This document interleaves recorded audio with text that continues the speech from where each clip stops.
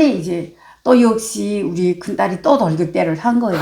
그래가지고 무작정 그거 쳐 들어가자. 들어가자고 이래가지고 먼저 들어갔어. 그 들어갔는데 서류 그러니까 뒤에서 가지고 온다고 이러고 앞에서 가다가 앞에 이 문은 통과했는데 그쪽에가 걸리잖아요. 그 걸리니까 뒤에서 가지고 온다고 신분증이라고 막 중국말로 그러니까 뒤에서 가지고 온다 그러고 뒤에서는 앞에서 가지고 갔다고 막 이러고 말을 하고 하다 보니까 싸움이 붙은 거죠. 그래서 저는 그때 와서 서서 발이 땅에 딱 달라붙은 것처럼 움직이지를 못했어요. 딸 셋이 들어가서 옥신각신하며 그러는데 저 중에서 하나라도 잡히면 나는 그냥 같이 잡혀야지 하고 애들 거기에 같이 들어갈 생각을 못했어요. 아이고. 그런데 그 다음에 막 얘네 몸싸움이 일어나니까 밖에 서던 사람도 거기에 또 같이 합류하는 거예요. 그러니까 밖에 그 사람들도 탈북자들이에요? 아니 중국 경찰이 아. 중국 경찰이 2명 서고 앞에도 2명 섰잖아요.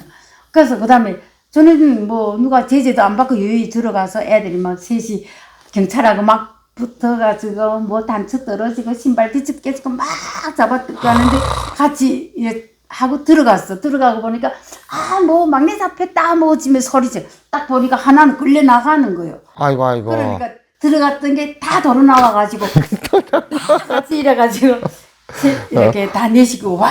그러니까 그게 어떻게 가족이 잡혔는데 혼자 들어갈 수가 없거든요. 우린 들어갔다가 다 도로 나와가지고 그 하나를 뺏어가지고 같이 다 같이 들어가.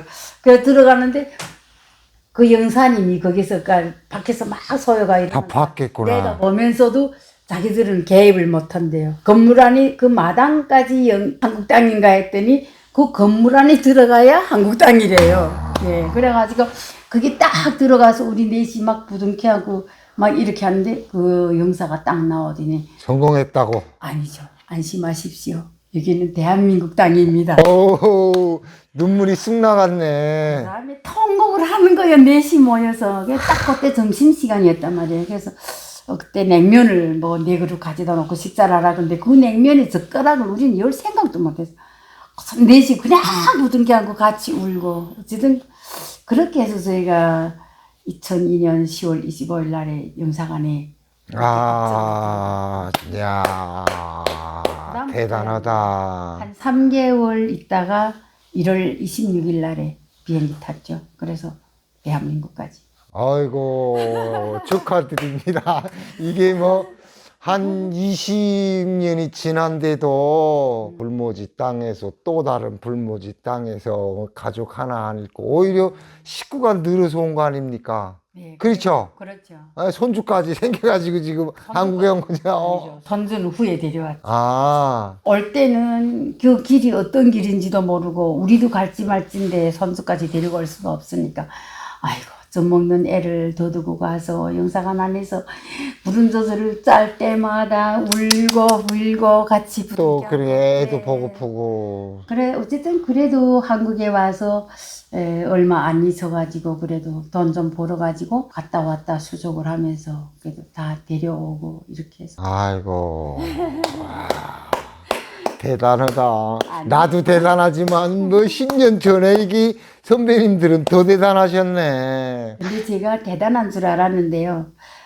국립의료원에서 제가 상담을 하면서 이제 많은 탈북민들이 이런 사례를 듣잖아요. 그 사람들이 겪은 고난이랑 이런 거를 들으면서 저는 우리 식구가 겪은 그 어려움은 정말 내놓고 어렵다고 말도 못할 정도로 그렇게 어려움을 겪은 분들이 많더라고요. 난 이제 그 각자가 겪은 게 국립의료원에서 네. 이제 근무를 하셨다고 했는데, 그러니까 이제 우리 한국에 와서 뭐 국정원 조사받고 하나원 뭐 그거는 생략하고요. 그거 뭐 여러 사람들이 말을 많이 하니까. 근데 국립의료원 뭐 거기서 근무를 하셨다는데, 그러면 뭐 여기 와서 뭐 의료계통 무슨 자격증이라든가 이걸 따가지고 거기 취직을 하신 거예요? 뭐 어떻게 되신 거예요? 그런 건 아니고요. 저는 한국에 와서 우리 식구들은 일주일 되기 전에 다 일자리 찾은 것 같아요. 그래서 일을 해야 산다. 딸하고 저하고 같이 물류센터에 가서 일용직 노동자로 일을 했죠. 일을 하다가 그 일을 겨우 그래도 50세 넘었는데 받아줘서 했는데 그 다음에 그거 하다가 냉장병이라는 거 걸려가지고 물류센터니까 사도씨를 항상 그렇죠. 여름에도 계속 겉옷을 입고 일해야 되는 상황인데 거기에 들어가서 계속 추운 데서 일하다 보니까 냉장병이 걸리더라고요. 그래서 거기서 더 일을 못하고 와가지고 그다음에 제가 일자리 찾느라고 고용지원센터도 가보고 그리고 그때는 교차로 하고 그 벼룩시장이라는 신문이 그렇죠. 종이신문이 나올 아침에 때거든요. 지금도 있어요, 그거. 네. 예. 가로수. 전주 네. 때마다 다 꽂혀 있는 거. 네, 그래 그 신문 보면서 일자리 전화를 하면 주민번호 앞자리 불러보세요 하더라고요. 제가 51년 이래 쭉 이래 부르면 예 알겠습니다 좀 기다리세요 이래가지고 저는 정말 기다리라 그러니까 전화기 붙들고 계속 말 기다려. 인기 연락 올 줄 알고. 네네. 그래가지고 한 3일 동안 기다려보죠. 계속 들고. 우리는 안 되면 안 된다고 말하지 기다리라고 얘기하잖아요. 이게 기다리라고 했을 때는 뭔가 가능성이 있기 때문에 기다리라고 한다고 생각했기 때문에 근데 그게 우리한테 그냥 대놓고 친절한 거절이라는 걸 알게 된 지는 한 몇 년이 지나서야 알았죠. 문화 차이죠. 몰랐고. 예, 그래가지고 계속 이렇게 하다가 나이 제한 없이 받는 데가 있더라고요. 그래서 나이 제한 없이 받는다고 너무 좋아가지고 찾아갔는데 그게 보험회사였어요. 그래서 보험회사였는데 보험 설계사라는 게 내가 아는 인맥이 없이 이건 영업이잖아요. 그렇죠. 그러다 보니까 내가 그걸 인맥 관리를 해야 되는데 내가 알고 있는 인맥이라는 게 하나원 동기생하고 탈북자들밖에 내 없잖아요. 식구들밖에 없고. 근데 이 사람들은 아직 일자리도 제대로 없고 정말 나오는 정착금에 의지해서 겨우겨우 이렇게 지금 물인지 물인지 모르는 사람인데 그렇죠. 사방에서 보험을 하라고 그러니까 기왕보험 할 바에 엄마한테 다 할게 이러고 자청해서 들기는 들었는데 이 사람들이 10만 원 15만 원이 처음에는 큰 줄 모르고 했는데 그 매달 내려니까 아이고 부담이. 예, 그러다 보니까 이 사람이 제가 하겠다 해서 했지만 이걸 또 해지를 하다 보뇨. 그렇게 해지를 하면 은행에 어떤 돈이라 그러면 본전이 남는데 보험에 들어간 거는 해약 환급금이 하나도 없잖아요. 그렇죠. 그러다 보니까 내가 내 생각했을 때 내가 이제 이 나이 먹고 뭘 할 게 없어서 내가 남한테 이런 피해를 주면서 이걸 계속 하겠나. 그 사람들이 뭐 나한테 내 때문에 그랬다고 말은 안 하지만 그 사람들이 나를 몰랐으면 이 돈을 안 떼어도 될 걸 괜히 그렇게 내가 누구한테 피해를 주더라고요. 그래서 이건 아니다. 제가 네. 이제 그 보험 얘기가 나와서 그러는데 우리 탈북자 여성분들이 보험하는 분들이 많아요. 네. 많아요. 실지가. 그러니까 뭐 이렇게 저렇게 해서 이제 전화가 와요. 나는 그 보험 설계사를 모르는데 그 사람 친구가 나를 아니까 전화가 와요. 야, 뭐 이게 북한에서 온 사람인데 지금 보험하는데 보험 좀 하나 들어줘라. 이자 말씀하신 게 딱 맞아요. 아는 사람은 탈북자들밖에 없으니까 돌아 이게 탈북자들인데 이자같이 나도 그게 한 5, 6년 되니까요 알겠더라고요. 이게 보험이라는 게 이렇구나. 그때는 뭐 같은 북한에서 온 사람이니까 뭐 나는 뭐 이제 보험 그 사람 들어주면 그 사람이 개런티를 얼마 가져가는지도 몰랐어요. 몰랐는데 이자같이 보험을 들고 난데 매달 이제 그 사람이 와서 상담을 해주잖아요. 뭐 암 걸렸을 때는 뭐 어쩌고 자동차 사고 날 때는 뭐 어떻고 이렇게 해서 들었는데 한 달에 10만 원, 20만 원, 30만 원 이게 매달 나가야 되니까 이게 뭐야 이게 내가 지금 당장 아픈 데도 없는데 이게 해지라는 게 이게 단안하는 거잖아요. 그렇죠. 이러다 나니까 그 여자 사기꾼이야. 전화가 오면 그거 보험 사기꾼이야. 우리 탈북자들이 다 이러거든요. 사기꾼인 게 아니라 저도 그걸 모르니까 보험에 대해서 배우면서 이거는 정말 우리 탈북자들한테는 필요한 거다. 우리가 모아놓은 재산도 없는데 갑자기 큰 병이 걸렸을 때 그렇게 보험금을 준다고 그러니까 정말 우리처럼 아무것도 없는 사람들한테 정말 필요한 거라고 생각을 했는데 아직 그것도 경제적 여력이 안 됐을 때 이렇게 하다 보니까 본의 아니게 그렇게 피해가 되고 또 그다음에 그걸 이용해 먹는 사람들이 있더라고요. 있어요. 제가 아는 사람이 보험에 들어달라 그래서 들어줬는데 이 사람이 어느 날 뭐 어디 어떻게 돼서 입원했대요. 그래 입원해서 뭐 보험금 그런다고 한 140 얼마가 나와간 것 같아요. 그래 나가는데 그 다음 달에도 또 아마 그렇게 입원했나 봐요.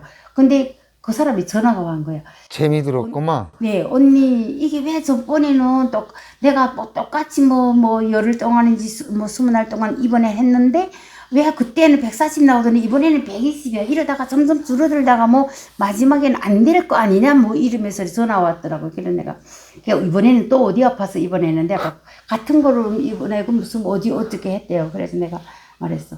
그 보험금이 어디에서 오는 것 같으냐. 그동안에 낸 보험료가 얼마인가. 그러니까 한 달에 12만 원씩 몇 달에서 얼마밖에 안 되잖아요. 그런데 100 얼마 정도를 받았을 때 그 돈이 어디서 왔겠냐. 우리처럼 보험에 들어놓고 한 번도 받지 못하는 사람들을 당겨서 가져간다고 생각을 해봐라고. 그게 지금 줄어든다고 말할 게 아니라 그런 마인드를 가지고 보험에 들었다 그러면 저리 해약을 해라. 지금 해약을 해도 이미 들어간 돈보다 받은 돈이 그 많으니까 너 손해 나는 거 없다.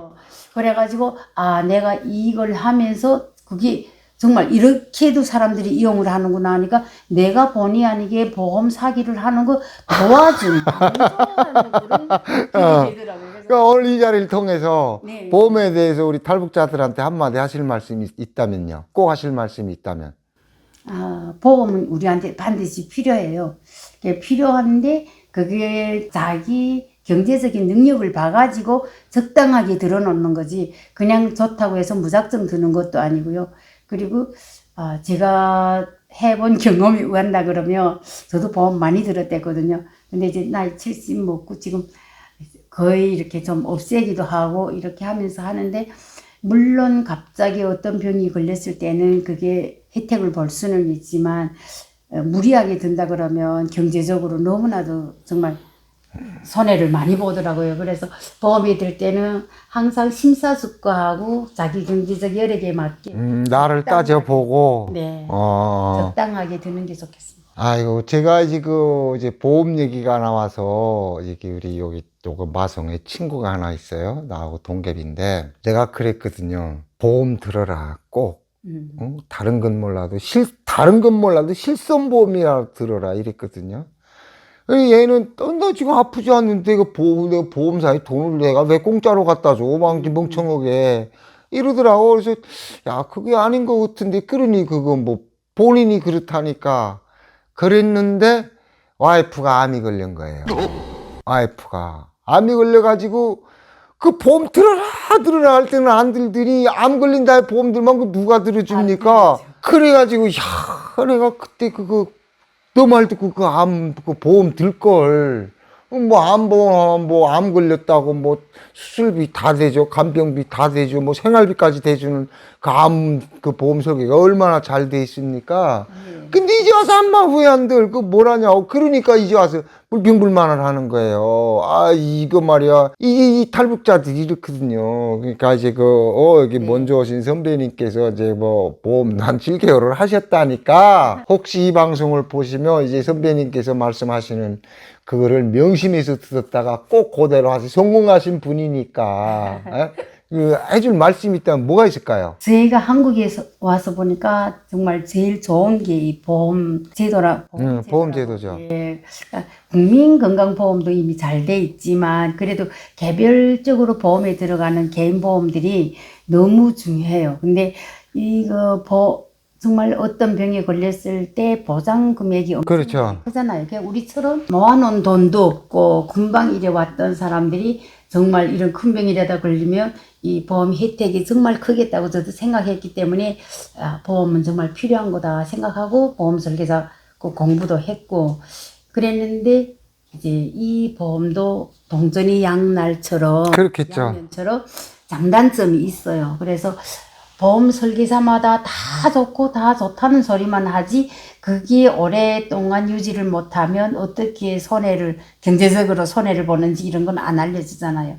근데 나는 그저 한 가지 부탁드리고 싶은 것은 보험은 다 반드시 필요해서 드는 거는 찬성하는데 내 경제적 여력에 맞추어서 적당한 선에서 너무 무리하게 들면 안 되고 무리하게 들어서 유지를 못할 바에는 안 드는 것보다 그렇죠. 그렇죠.